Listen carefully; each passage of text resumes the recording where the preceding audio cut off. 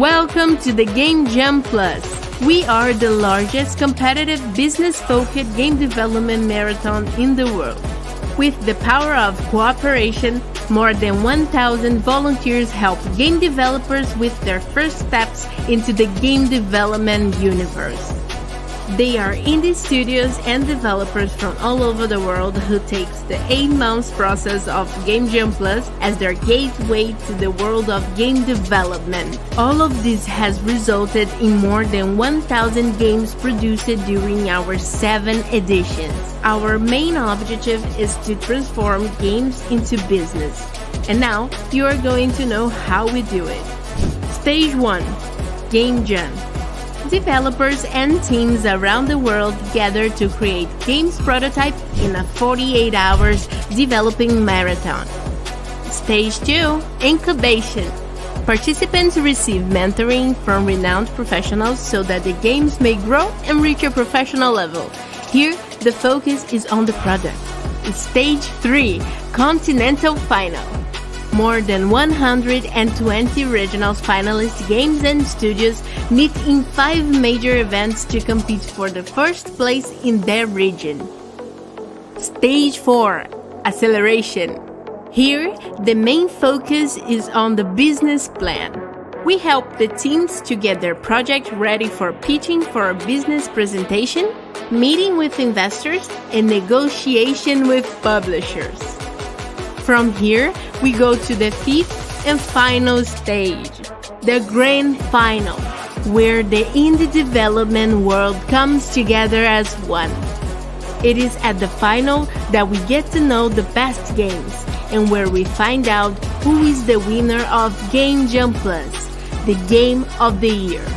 A meeting place for all the main agents of the game development industry. You too can be part of Game Jam Plus. Join our community as a participant, local organizer, or official sponsor. Be our plus one.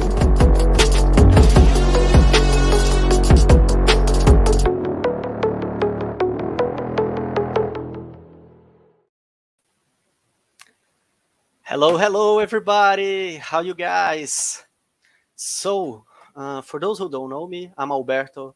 I'm here in name of the Game Jam Plus team to present you guys this incredible and unique presentation with Thomas and I just lose the other name, just a minute. Matt and Thomas from Unit, and they are here, and they are going to share a little of their knowledge, of their unique knowledge about monetization from the Unit team with you guys. And I hope you guys learn a lot and squeeze off this all this knowledge from them. And I'm going to leave you with them now. Good presentation, guys. Have a nice chat. I'll see you later. Bye-bye. Sweet. Thank you so much. Yeah, I'll let you take it, Matt. I'm just here to hang out for the ride and watch an incredible presentation by Matt, who is a monetization expert here at Unity. He's a wizard. He's also a very friendly, awesome human being. I'm Tom. I work on the education team, and now I'm going to go quiet and point this way and let Matt do his thing. Cool. Thank you for the introduction, and thanks for letting me come here and talk to you all about monetization.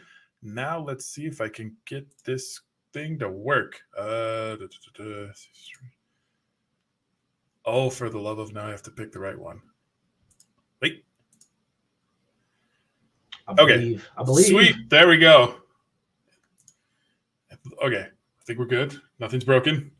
Hopefully everything's working. Nobody's angry. My name is Matt Dondelinger. Today I'm going to be talking about monetization, and the title of this presentation is Protect Your Players. We'll get into how I came up with that title and sort of what it means as I go through this. So here's sort of the agenda for the presentation. I'm going to introduce myself a little more formally, sort of show my background, show what gives me the right to talk to you about monetization in video games and things like that. I'm going to go over what protecting players means in terms of monetization design and when you're thinking about it in your game. I'm going to go over the key monetization design principles that I think are the most important for games and teams of any size and any genre, platform, anything like that. go over a little bit of what I consider sort of strong, weak monetization, and then do a little bit of how Unity can help. So what Unity can offer to help you in the various ways you want to monetize your game. So this is a bit of my background. I've been in the video game industry for about the past 15 years, primarily as a monetization designer. I worked at Bethesda, BioWare, and QC Games. If anyone remembers QC Games, more power to you. I have worked primarily on Fallout 76, Star Wars: The Old Republic as a monetization designer. In the next slide, I'll sort of go over what that means and sort of what my day-to-day was for that. And now I'm here at Unity as a developer advocate. I focus primarily on monetization and player engagement, but I also talk about all kinds of Unity stuff. Part of the reason I came to Unity was for opportunities like this. I am very passionate about monetization design and what I think it can do for the games industry and games, especially indie developers as a whole. And so I like to sort of talk about it and sort of show what I think are the right ways or the best ways to do it and the best ways for teams to be successful while monetizing. So here's an example of what I got to deal with on the day-to-day for my job. So we have an MMO that was subscription-based, and now it's going free to play. We have to figure out what can we change? What can go from being available right out the gate to what will be available for a nominal fee or what's still subscription-based? These are the types of things I had to think about. So I constantly had to think about what are the risks? Like, what's the risk versus reward? What will me changing this system or changing this item, what will this do for a player? What will their effect be? Can we afford to do this? Like, if we make something not free or if we make something free, can this be sustained by the team? Can this actually be, can we actually survive doing this? And then return on investment. This is another major thing monetization designers have to think about. So if you do something in your game, it costs resources, it costs time, effort, money in a lot of cases. Will you see that if you make that for players or make it available to players? Will you see the return on investment and will it be worth it? So again, this is like a lot of what my day-to-day was. Granted, it wasn't always this large a scale of converting an MMO, but it's this sort of thing of thinking about risk versus reward when you're trying to design monetization systems and thinking about what can we do or what should we do, what will players like, what players won't like.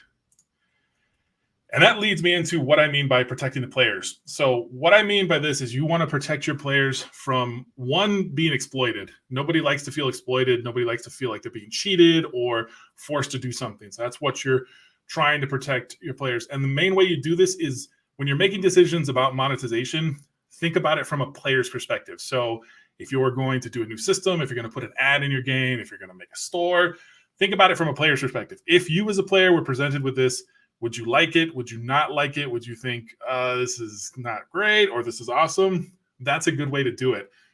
And I say all of this by thinking about players, making sure they don't get exploited. You also can't give everything away. You have to remember that you as a team or a studio or however you want to call it, you need to stay profitable. You still need to make enough money to allow you to keep development, to keep adding to your current game or to develop on other games. So these are sort of the key things that you need to keep in mind when you're thinking about monetization systems or anything within your game. And again, these are sort of the key things that you're protecting for a player specifically. So perceived value. The first thing, whenever you purchase something in a game or purchase something in general, you feel there's a value for it. You felt like, oh, I should purchase this because, and you want to do that with your players' purchases. You want them to feel that there's value in it, that there is a reason to make this purchase. Even if it's a cosmetic item, a lot of players see value in that. If it's a good enough cosmetic item that makes me stand out or makes me look the way I want to look, that's a value, and you want to give them that. If you have things that aren't valuable, that players don't want or don't think is valuable, they're not going to purchase it, which means you've wasted time, resources, and it's just going to sit there. The second thing you want to protect is consistency. So you want a consistent experience with your monetization. You don't want to constantly be changing prices, what the experience is, what type of monetization it is. You want to make sure that whatever you're doing, the player understands and it's consistent. This avoids confusion and can also avoid players missing things. A lot of games you'll see have tons of different systems and currencies and ways to monetize, and that can get very confusing for players. And often many players will just not use it or avoid it or will leave the game entirely.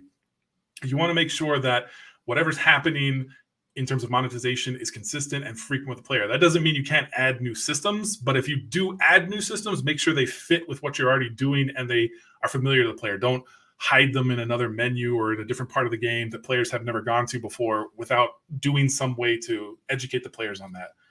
And then the last one is player choice or options. Again, I am very adamant that with monetization, you don't want to force it. You don't want to make the player have to monetize to keep playing the game, to progress or whatever. You want players to have that choice. If players feel like they have a choice that they can or they can't spend, but they can still enjoy the game, that's perfect. That's where you sort of hit the sweet spot of more than likely players will monetize at some point because they choose to. And if they choose to, that means, again, they perceive value and they want to do it. If you're forcing the players by putting a progression wall or walling off all your content at a certain point, that doesn't feel as good. Players hit that and they're like, well, I don't really want to spend. Or if they haven't gotten enough of the game, they might not understand the game, might not be hooked on the game. So then they're even less likely to spend because it's like, well, I played about an hour. I'll go do something else. Again, you want to give the players the choice. You don't want them to feel like they have to monetize at a point. You want to be like, hey, these are something we think you would like. You should look at it, and hopefully you will.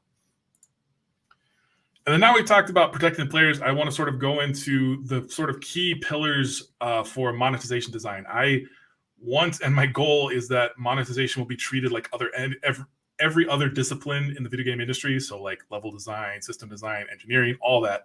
And these are the sort of the 4 key pillars I think any monetization designer or team or any group using monetization to think about. And I'm going to go through each one in a little bit of detail, and let's get started. So the first one is planning early. This is, I assume, very straightforward for anyone who does video game work. You want to plan things early. You don't want to wait till the last minute. I have seen many teams who finish 90% of the game and then they're like, oh, perhaps we should monetize or do something like that. But I think that leads to bad things. That just leads to, you know what? Let's just do it at the last minute. We'll put a loot box in there. It's fine. Let's go. Everything's done. That usually doesn't work very well because it doesn't fit with the game, or it's not that valuable to players, or it just feels really clunky. So ideally, when you're planning out your game, like when you're designing the game on paper, you want to plan out your monetization. You want to figure out what type of monetization we're doing. One, so you can make sure that whatever tools or people you need to do that, you have them on hand and you have the resources to do that. But also because you want to get everybody involved in this. When you're planning this, you want to make sure that everyone on your team knows what the plan is. Like, this is our monetization goal. This, for one, improves morale. Like, I have been, as a former monetization designer on teams where the monetization was kind of sheltered away from everything else, players or teammates and other people in the team feel left out. They feel like, oh, I didn't get to talk about this, or I don't know what this is. We're just monetizing like this. Why are we doing it this way? If you get everyone involved, it'll help because everyone will know what the plan is, will know what the thinking is, and it will help a lot. It also will help with ideas. So many times when we were talking about what we wanted to monetize or not monetize, a person who worked on that system, so like a system designer or an engineer, would call out like, oh, don't do that because it'll break progression, or don't do that because it'll turn into power creep.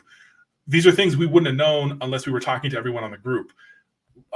Likewise, we had ideas come from teammates who were like, why didn't you monetize this? Or, hey, this part of the game would be really easy to monetize and it wouldn't be intrusive.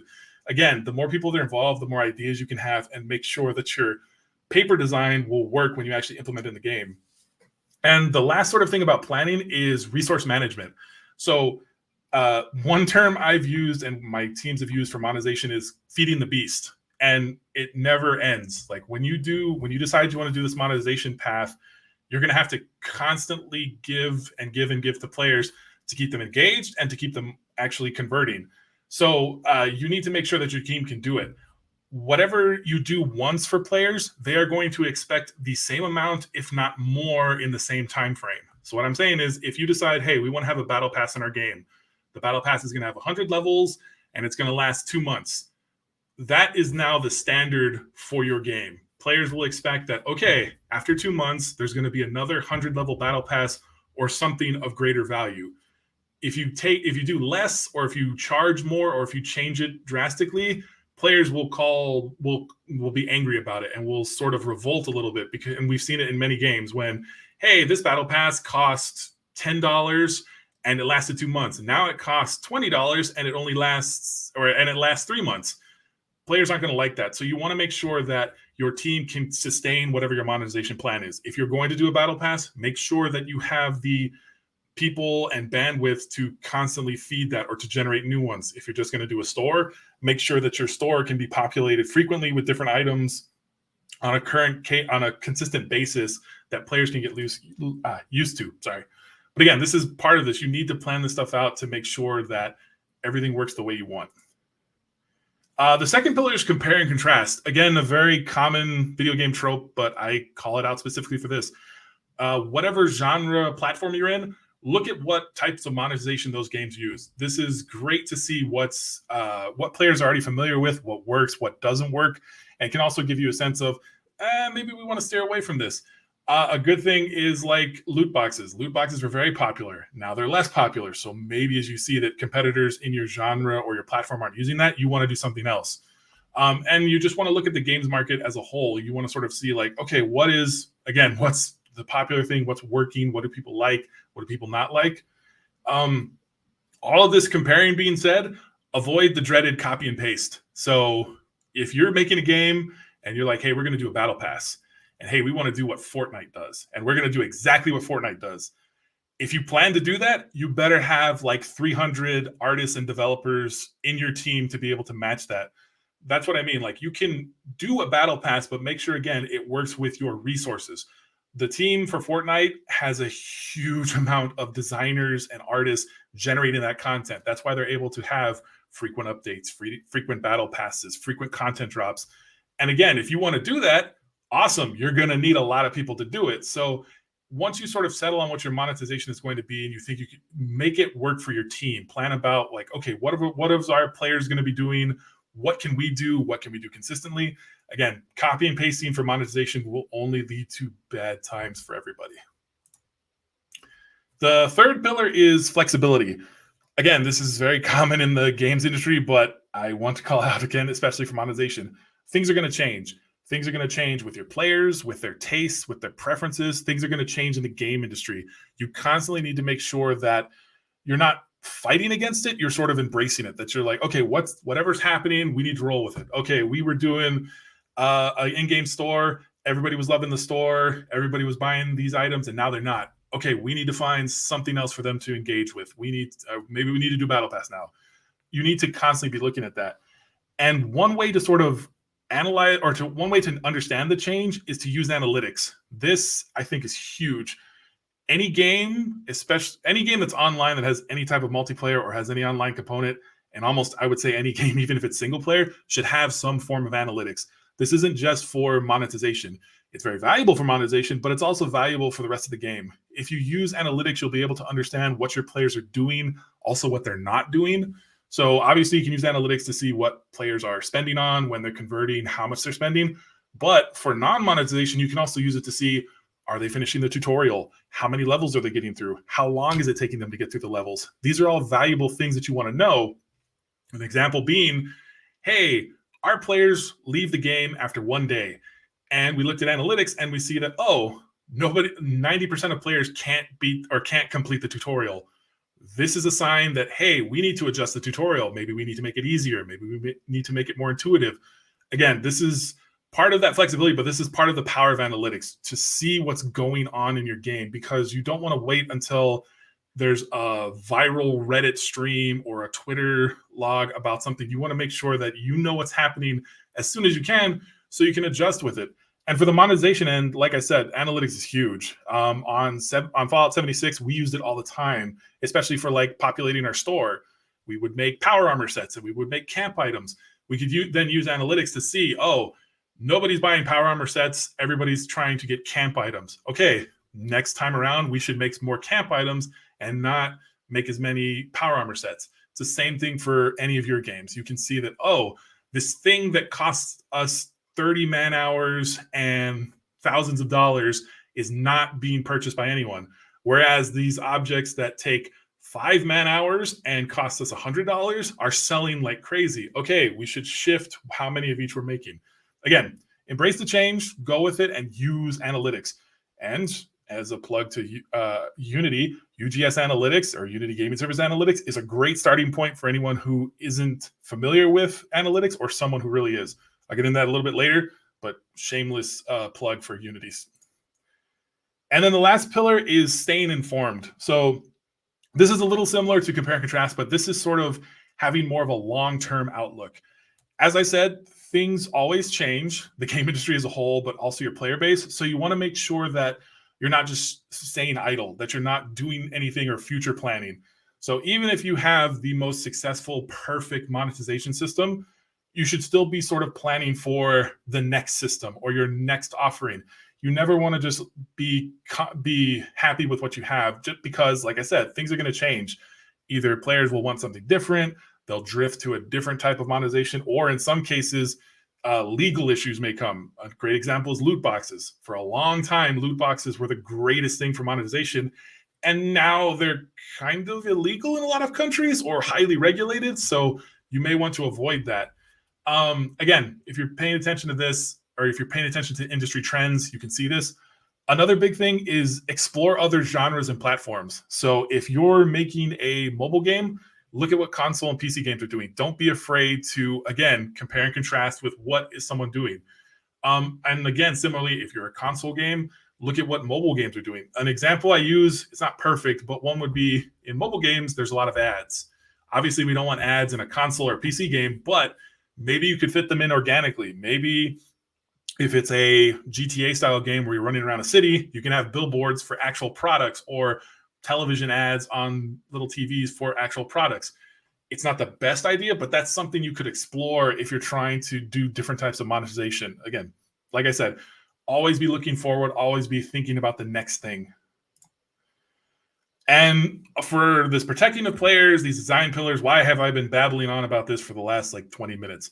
Well, it's important for a lot of issues for your team. One, it leads to smoother launches. If you're doing these, if you're planning early, you're comparing and contrasting, you're doing all that stuff, it will make this launch a lot smoother because you hopefully will have found a lot of issues before the system or product launches.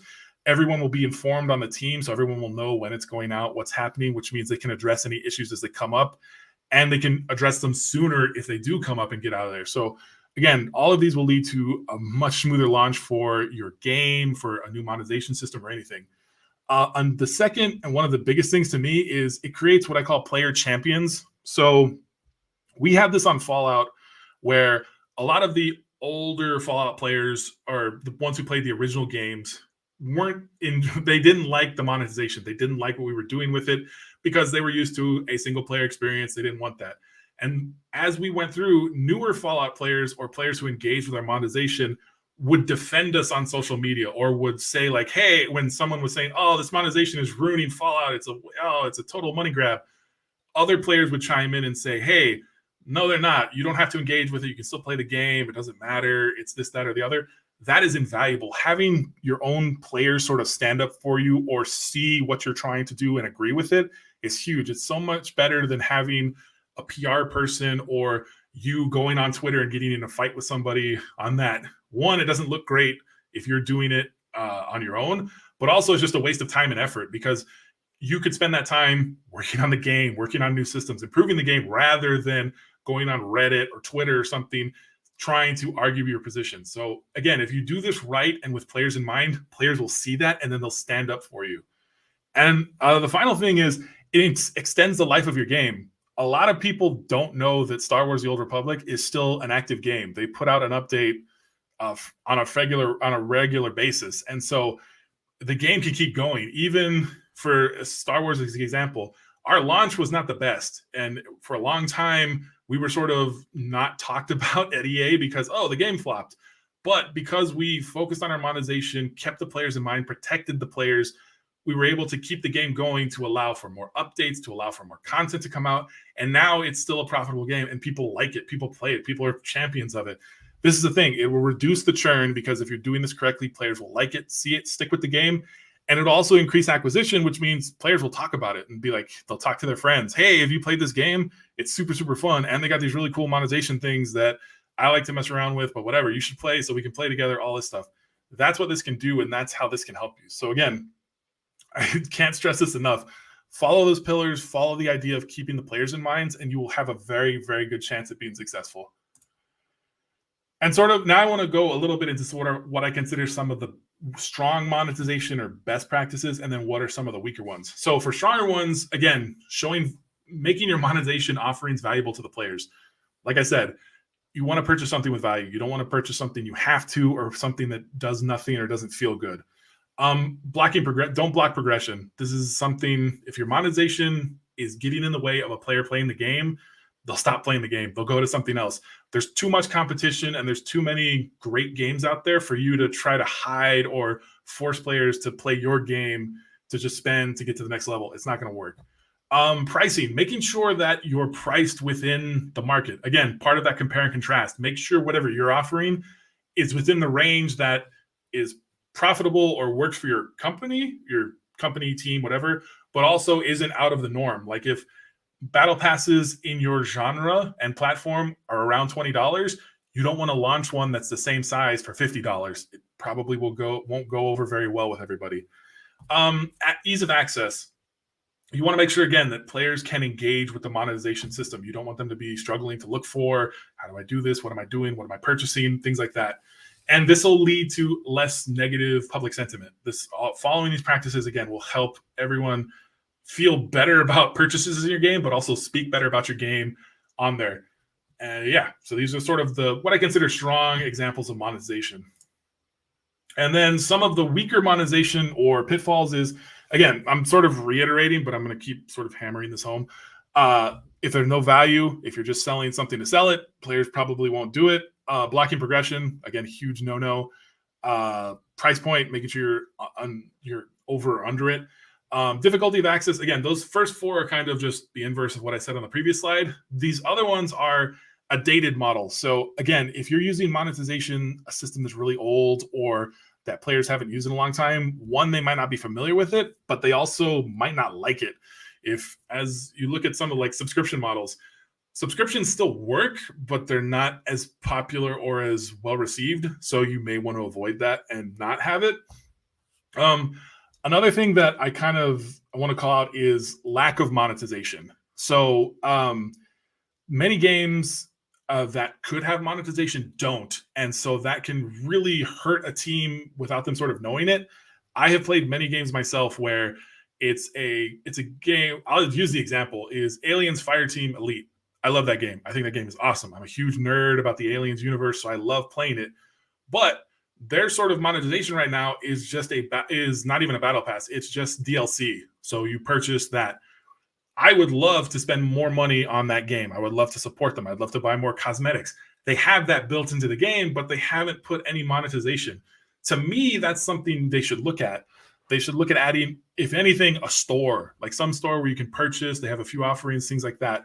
So this is something to think about. Even if you're initially thinking like, oh, I'm going to make my game and I don't want it to have any monetization, don't immediately write it off because, yes, monetization doesn't always work in every game and every genre, but if there's a place where it can fit in and it doesn't feel like a waste or it doesn't feel like it's hurting the rest of the game, you should consider it. This is a huge thing, a huge thing because a lot of your users and players, especially for smaller studios and sort of indie games, they want to support it.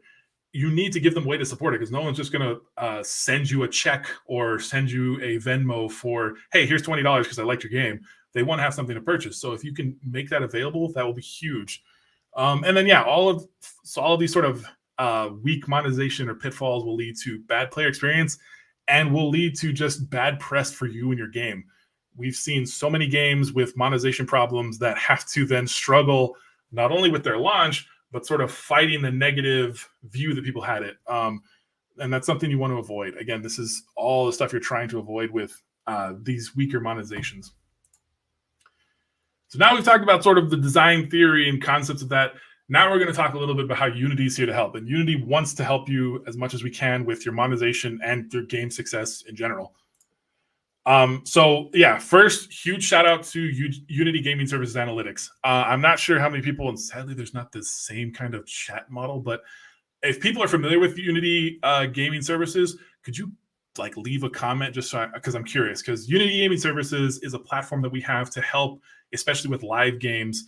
sort of succeed with users who may not have this team that's specially built for this or may not have the same amount of resources. So for analytics, UGS Analytics is designed for all types of familiarity with the analytics in a game. So if you are new to analytics, if I say KPI, ROI, and that means nothing to you, you can still get something out of UGS Analytics. It's made to, out of the box, be easy to hook up into your game and also immediately give you information. So we have pre-built dashboards that show you this information, that show you what your players are doing. And they have a lot of these key indexes that you want to pay attention to, like when are players leaving your game? When are they entering the game? How long are they staying? When are they churning out of your game? Where are they spending on? This is stuff you don't even have to really set up. You just have to sort of get it running. And I think that's something that people can be scared of when they hear analytics. They think numbers and things like that. But UGS Analytics is built to be very new user friendly. The dashboards are easy to use. And then on the inverse, if you are someone who's very, very familiar with analytics, UGS Analytics can also help you there. We offer a wide range of customizations, a lot of ways to do reports. We also do SQL. So if you're one of those SQL experts who knows all the stuff, we allow you to do that. It's terrifying to me, but if you can do those formulas, you are awesome, and we allow you to do that. We also allow you to export the data. So even if you just want to use this, but you want to put it in some other program to analyze the data, we allow you to do that. And like I said, go ahead. Can I ask you a question, sir? So, I mean, talking about UGS services, something I love about UGS is a lot of them are platform agnostic. Is analytics platform agnostic? Analytics is platform agnostic. So good call out, Thomas. I feel bad that I didn't say that earlier. But yes, many of the features, including analytics, is engine agnostic. So again, I would love everybody here to be using the Unity editor. And if you're not, shame on you. But I understand that the reality is some people don't. Some people like Unreal, some people like other editors, and we still want you to succeed. The goal with UGS is we just want the game to succeed. We don't care what you made it in, although you should make it in Unity, but we don't care. But we want you to be able to do this. And analytics is the same way. It doesn't need, if you're not in Unity, you can still use it. You can still get the value out of it. So for actual monetization, I'm going to start with one that most people should be familiar with, ads. And so Unity ads are very easy to implement, and it's an effective way to monetize your game with sort of minimal effort. Again, this doesn't work for everyone. If you're doing like a PC game, this might not be the best way to do it, but for mobile games, this is great. This is a great sort of entry point to get used to or get exposed to monetization. They're easy to implement. There's a ton of tutorials. There's a ton of information on websites to do it. We have a wide range of ads. So I'm sure everyone, especially if you've played games on your phone or just watched YouTube, the interstitial ad, which is just a video playing. So video plays, you wait until you can hit the skip button or until it finishes, and then you've watched an ad. There's also rewarded ads, which are sort of the same, but to encourage the person to watch the entire ad, you give them a little bit of reward. So you give them maybe a little bit of currency or a little bit, an item that they can use. There's also what we call playable ads. So these are sort of gamifying the ad. Instead of just watching a video, maybe you have to play you play a mini game that can multiply the reward of the video. Again, these are some examples of it. This is a very, like I said, it's a trusted method. It's simple to use, and it works on a wide range of platforms. It doesn't matter if it's Apple, Android, it can work on all of them. So yeah, I think this is a great way to get started. If you're unfamiliar with it, and if you're not sure, like if you want to do a store or battle pass, ads is a great way to get started. And then so for LevelPlay, as many of you may know, ironSource and Unity merged last year. So part of this is now we have the LevelPlay ads network. So LevelPlay lets you do ads, but another thing that it does is it gives you the mediation platform. So I'm going to get a little bit in the weeds here, so bear with me if you're not familiar with this. But mediation is basically, it allows you to pick what ads you are going to play. It uses a sort of waterfall method of, okay, when a player hits an ad, I want the ad to come from this group or this potential group. If none of the ads there are available, or if they're not at the price point I want, drop down to the next one and search those ones, and so forth and so forth.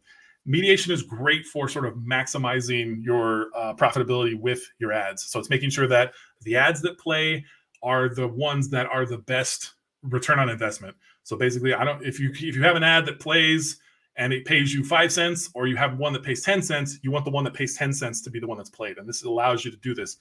It also allows you to connect with your own bidders. So again, like I said, with the waterfall, you're setting up which groups you want to do, or the bidders essentially.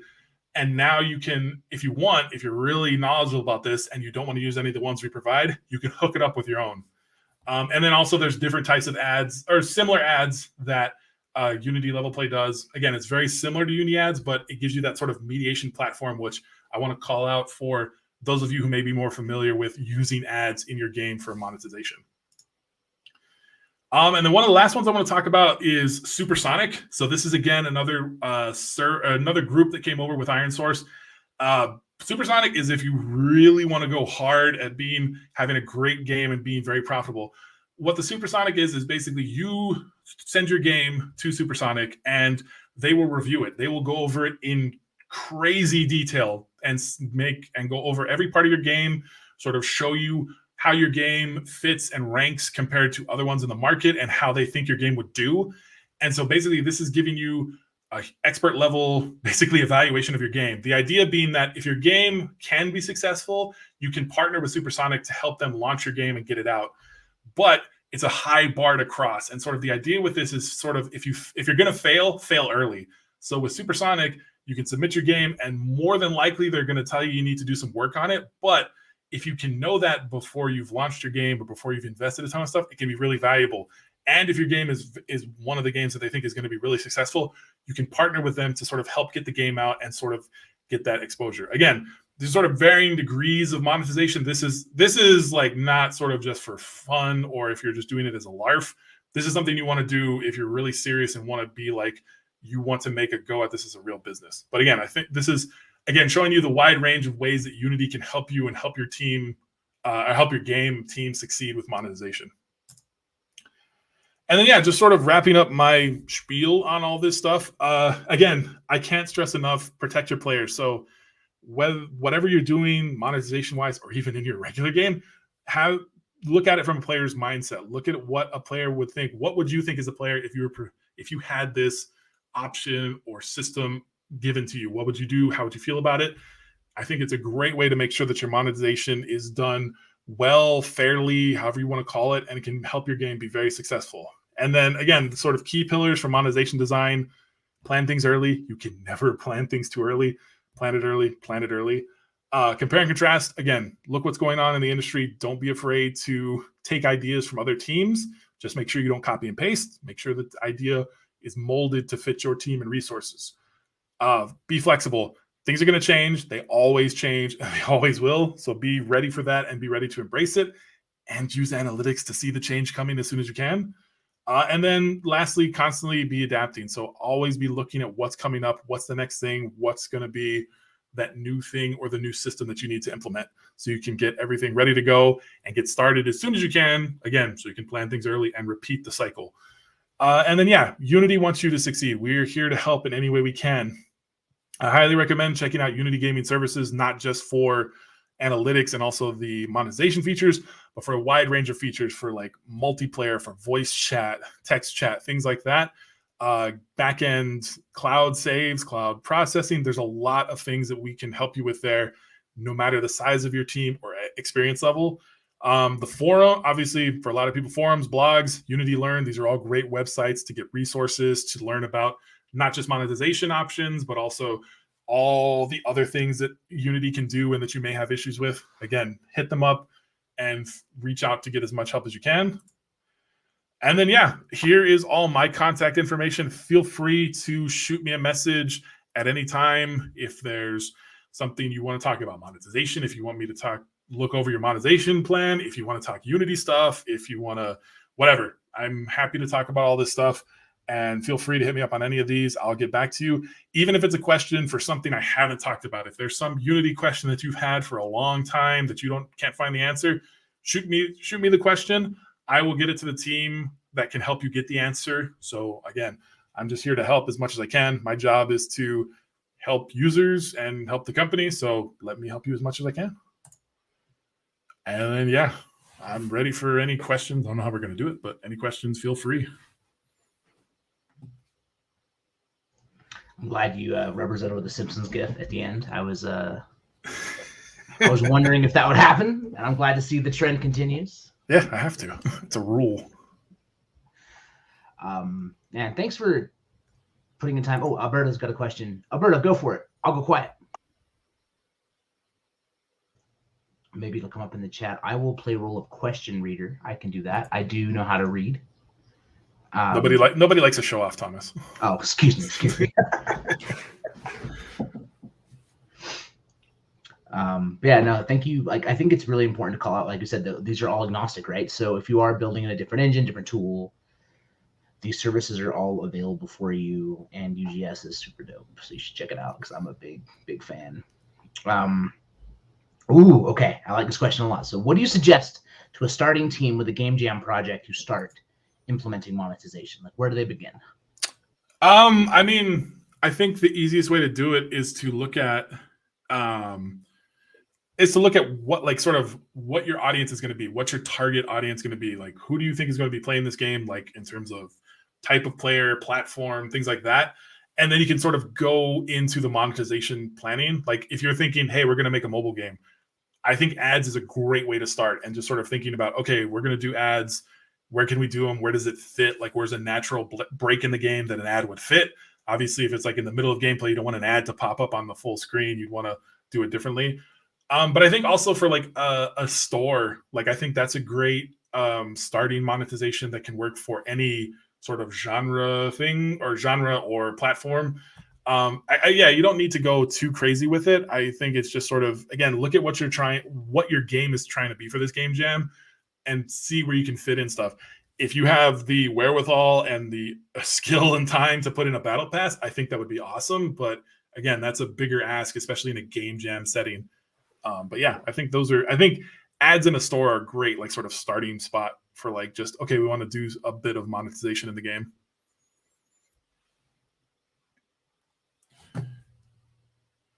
And then see, so, and like, just short monetization and like what you need to plan on a game in the early stages. I guess I sort of answered that too. Yeah, the earlier you can plan this, it'll be better.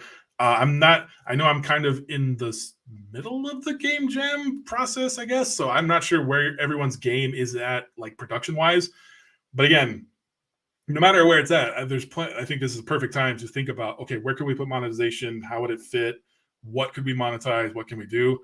So yeah, I think, especially in a game jam setting, you don't have to worry as much about what I said about, like, long-term resource management necessarily, because obviously if you want to make your game and make it an actual game, then you would. But for a game jam setting, I would say don't be afraid to, like, again, try a battle pass. Even if you know, like, we wouldn't be able to do this again, give it a shot just to sort of see and get that experience and get that knowledge, and then see how people are liking it.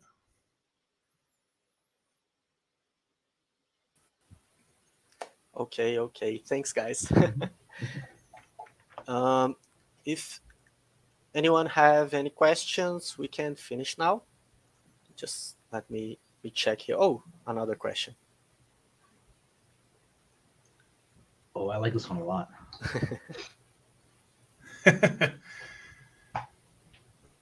Okay. So yeah, this is a common monetization thing. So my feeling is, I don't think it's necessarily bad to be able to skip timers, the sort of convenience, the paying for convenience. I think that's fine if you give players a realistic way to, like, if you make it realistic for a non-spending player to do it.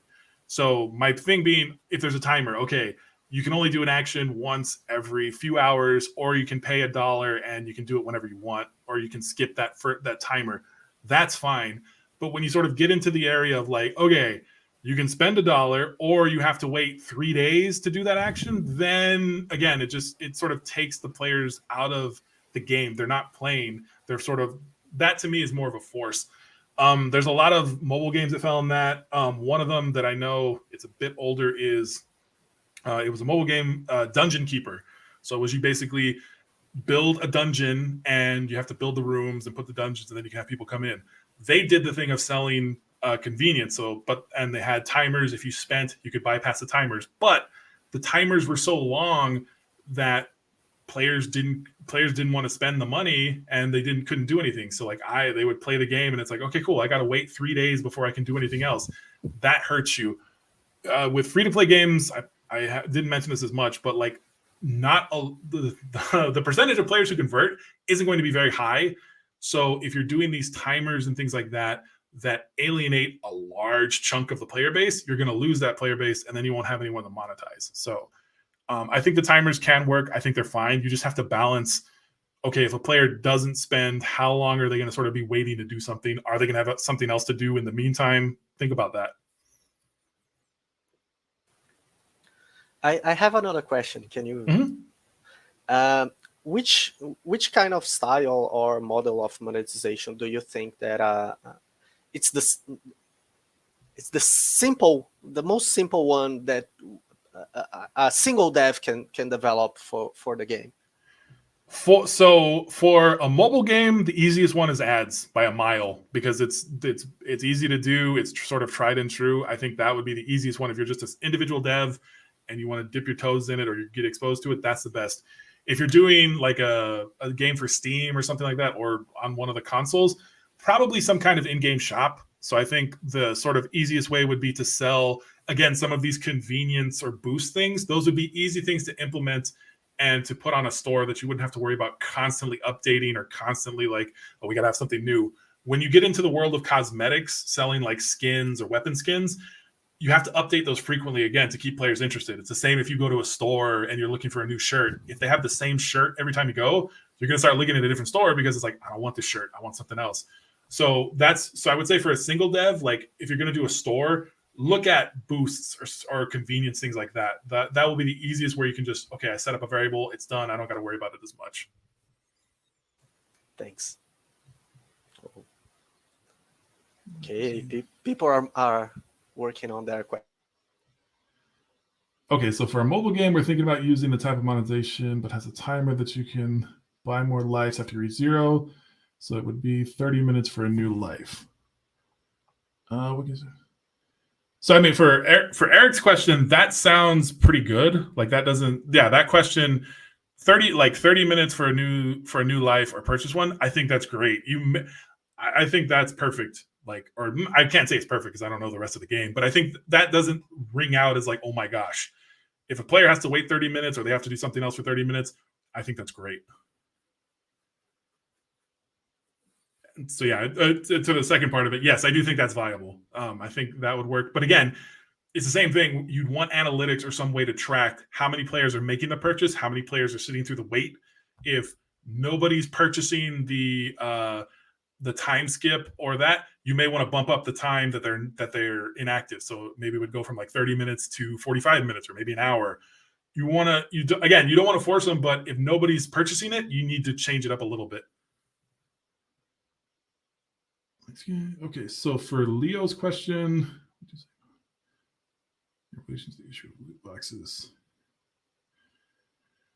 So Leo's sort of asking about in-game microtransactions like skins. Okay, there's a question. Yeah, skins, items, etc., and loot boxes. So to me, when you're selling skins and things like that, I think it's better to put them either in a store, like an in-app shop, or on a battle pass. The issue with loot boxes is that it can feel really bad. And like if you're going to do a loot box, you need to, one, make sure the percentages are really clear. But you also have to sort of make sure that players are getting a reward out of it, because it can feel really bad if you're doing loot box after loot box after loot box and you're just getting junk, or you're getting things that you don't want, or you're getting a bunch of repeat items. So that to me is sort of why I try to steer people away from loot boxes. It can be done. It has been done. It's still being done.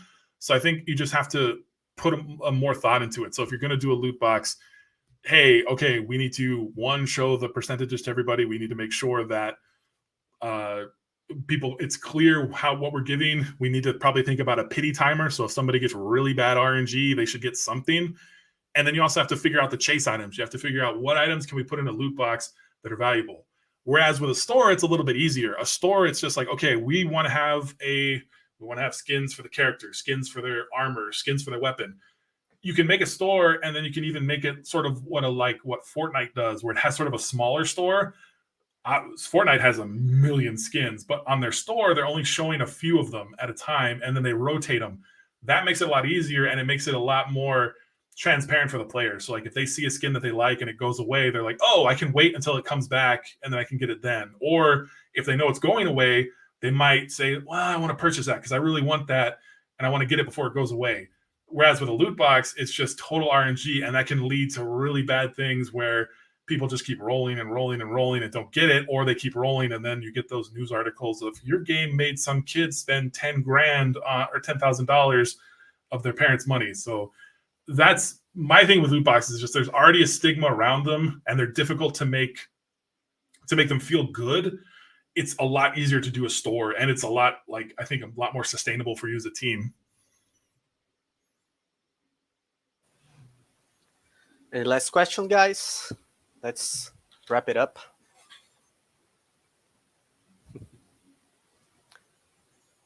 Okay, great. So thanks a lot, Matt and Thomas, for your presentation, for your sharing your amazing knowledge about monetization and the unit process. And thank you guys for showing up to learn with them.